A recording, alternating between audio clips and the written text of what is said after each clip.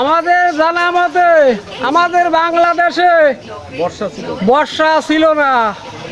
আমাদের দেলোয়ার হোসেন সাইদি তারে সে লোকজন নিয়ে ভান্ডারকোট মাঠে মাহফিল করার সময় লোকজন নিয়ে মোনাজাত করে।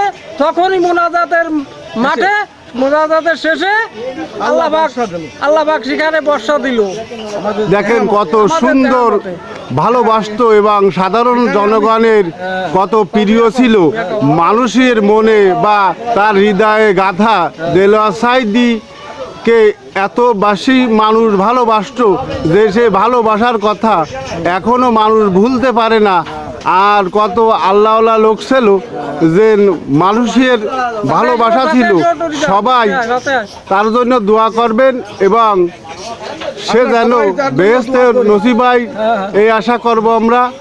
ভালো থাকুন, সুস্থ থাকুন, ধন্যবাদ, আল্লাহ হাফেজ।